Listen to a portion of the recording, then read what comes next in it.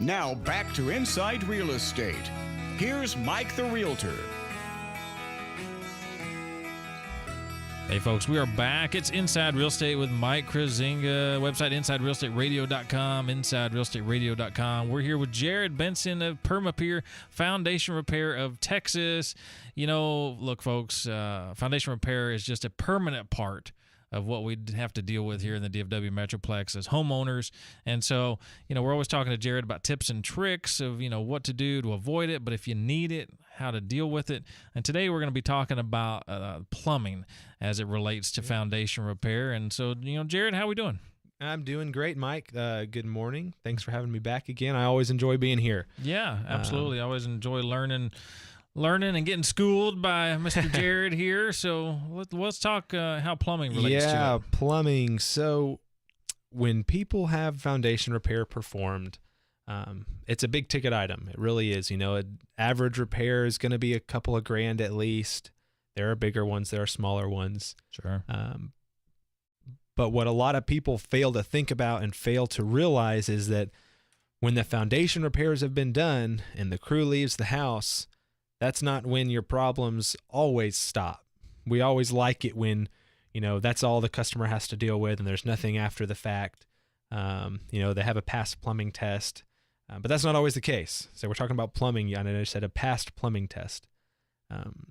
The reason what we're going to talk about is so important today is because of what all foundation repair companies have in their fine print. No matter what an evaluator tells you or what the contract says you're getting, if you look at the foundation repair company's fine print, they're going to tell you if there's a plumbing leak, it could very possibly void your warranty. So some companies, the ones you don't want to work with, they're not going to tell you about a plumbing test. They're not going to mention plumbers. They're going to get in and get out, and they're never going to say anything about plumbing. And you're going to call them back 2-3 years later, and you're going to say, hey, please come back out and look at my house. They're going to say, please have a plumbing test done first. And then you're going to have a leak, maybe. And then they're going to tell you that there's no warranty anymore.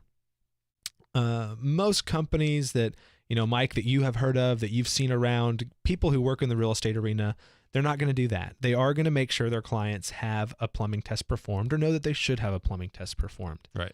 They might leave it up to the client, or they might actually schedule it, include it in bid. But it's just a plumbing test. So you get that plumbing test done, and it's either going to pass or it's going to fail. If it passes, you should be good to go. You have a valid warranty, and you're going to be A-OK, at least for now. And that's how Perma Pier does it. We actually require you to have a past plumbing test before we even tell you there's a valid warranty, because we don't want to misrepresent it and tell you, oh, you've got a warranty because we did repairs, when you haven't repaired a leak yet. Right. And we're going to require that leak to be repaired before we come back out, do adjustment work or something like that. Sure. So it protects you or maybe your buyers in the long run. Yeah, absolutely. But how often does that happen is really, people here, it's like, oh, well, okay, this is why I want it done, but how does it affect me? I got a little bit of bad news, Mike. About 30% of homes that have foundation repairs are also going to need plumbing repairs. Okay. So if you can do some quick math in your head, what's the good news? Yeah, some people like that joke. Some people don't. Like most everybody doesn't have to worry about it. Yeah, so about 70% of homes aren't going to have any problems as it relates to plumbing after the fact. Right.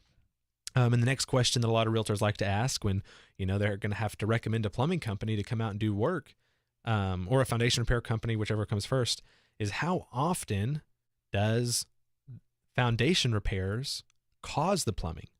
And that's a good question because it can happen. Mm-hmm. Improperly lifting a foundation definitely can cause a plumbing issue. Yeah, absolutely. If they overlift, if they lift somewhere they shouldn't lift or something like that. But even a properly executed lift and a stabilized foundation, everything done perfectly, can still cause a plumbing issue. But that's not the only way plumbing issues are caused. A foundation settling over the course of 10 years, slowly crushing an old cast iron pipe, that can cause a plumbing issue. Mm-hmm. And then sometimes the cast iron pipe has actually sprung a leak, or a root has intruded, and there's leaks, and the leaks can cause a foundation issue. So we don't always know which one came first, whether it was the plumbing leak that caused it, the foundation issue that caused the plumbing leak, or the lift that caused it. But that is what, that's about 30% of homes. And then people are like, well, people like to ask very specific questions. What about my house? What about this? What about that? You got to kind of use common sense. If someone tells you that he's guaranteeing that you won't have a plumbing issue, you should get a second opinion. Yeah, because there's no guarantees. There's no guarantees in life, much less this. Yeah, much less, I promise you, in foundation repair. So the next thing is, well, where's your problem at? What type of sewer system or plumbing lines do you have? How big is your issue? Just to give you extreme examples, if you have a half-inch drop in your garage where there's no plumbing lines, you're very unlikely to have a plumbing issue after the fact. If you have a 3-inch drop next to your sink or your kitchen or your bathroom or plumbing lines or a sink or a toilet, and you have an old cast iron system, cast iron, they kind of started phasing it out around 1980. You might still have it early 80s, most likely not. Anything older than that, you're likely to have cast iron or clay maybe for a few years, but those systems are much more likely to be brittle and break if the issues are in areas that have those type of systems. So 3-inch drop in the kitchen with an old PVC system or where the line exits, you're a lot more likely to have a plumbing issue. Yeah, because let's talk about some of the basics here. We're talking about plumbing, and people think, plumbing, it's a big deal, and of course it is. But when we're talking about the actual materials that take care of our plumbing, bringing the water in or taking the water out as wastewater, these materials, they're not bulletproof, let's say. Yeah, especially that the outtake, the sewer lines. Exactly, and they're going through our slab.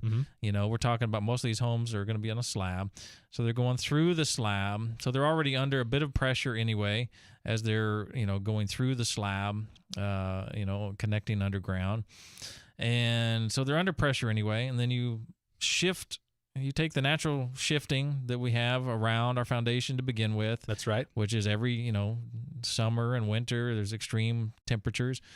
And then we go and apply foundation repair to it and jack up maybe one side or multiple sides, try to level out additional pressures.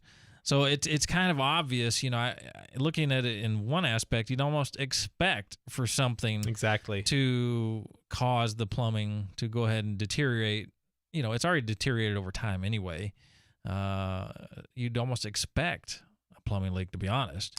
Yeah, definitely, and definitely in older homes, like you're saying, with cast iron, it's very common. Yeah. Now if you're in a pier and beam home, obviously a totally different story. Yeah. You don't have to worry about the same issues all of us slab owners have. Yeah, and what's really cool about the pier and beam homes is even though with certain repair types, a company's still going to want a plumbing test, you can visually inspect most of that plumbing when you're under there. Right. And yeah, tell. You can see it. And yeah. I've actually been under a house where I didn't need the test to tell me there was a leak because someone flushed it when I was under there. So, surprise. Yeah. Well, that's the reason that the underside wasn't drying out. Yeah. That's right. So definitely pier and beams, it's less likely, it's less common that there are plumbing leaks. It's certainly less likely that any sort of foundation repairs or foundation movement caused the plumbing leaks. Right. But positive is you can actually see most of the piping and see where it may or may not be. Yeah. And whereas a slab, you just can't see it. Yeah. Unless you dig it up. And that kind of gets to what we might talk quickly just about how the plumbing repairs work is they do the test and that just tells them if there's a leak or if there's not a leak. But if there is, they have to go in and figure out where the leaks are and what's going to take to repair. And those services aren't free. They generally have to, run a camera through your plumbing lines, the sewer line at least, to figure out where the leaks are visually. So it's time consuming. An average 2,000 square foot home could take anywhere from, 3.5 to 6 hours with a guy using a camera that's running through all your plumbing system. And that's plumbing's not cheap. It generally runs about $100 an hour. And that's just to tell you what's wrong with your house. So it can be a frustrating process, especially for homeowners who aren't prepared for it and don't understand how it works and everything. So yeah, absolutely. It just goes to show, folks, when you're when you do need foundation repair, and look, most of us, our homes are going to need it at some point and in their lifetime. My home, 40-something years old, and it's, a lot of us are in those 40-something-year-old homes or 30-something-year-old. You'd be surprised. You think about a house. Oh, it was only built in 85, Well, that's 30 years 85, old. Yeah. 31. It's older than we think, isn't it? Yeah. And then what about the folks that live in those subdivisions built in the 50s and 60s? Yeah, I'm in a 55. I did that math. My home is more than twice my age. Right. So. Exactly. So look, and with our soil conditions here, we're going to have foundation repair, but it's paramount that you pick the right company. Yeah. And so talking about plumbing and understanding plumbing like your company does is extremely important, because you don't want to just fix one issue to have another issue. That's right. Yeah, we started a plumbing company about 3.5 years ago because we just couldn't find a plumber that we liked and thought we took good care of our clients. So we offer a whole package in one. We can do the foundation and the plumbing. No one's required to use our plumbing company if they don't like us or they don't want to use it for some reason. But we feel like it's the best option for most customers to get be able to deal with the same company for the whole aspect. The whole process. That's right. Yeah, I would agree. Absolutely. Okay. Well, I think we've got some good information out there about the plumbing side of things to folks. Folks, by the way, if you need foundation repair, you just need a check on foundation repair. Maybe you need that plumbing check. Permapier.com is the website. Yep. You can reach us at 214-637-1444 or permapier.com. You can even schedule appointments online with us. Yeah, absolutely. Just let them know you heard it on the radio, and they will get you taken care of. Folks, another great segment with Perma Pier Foundation Repair of Texas and Jared Benson. Hey, Inside Real Estate folks, come on back in a few.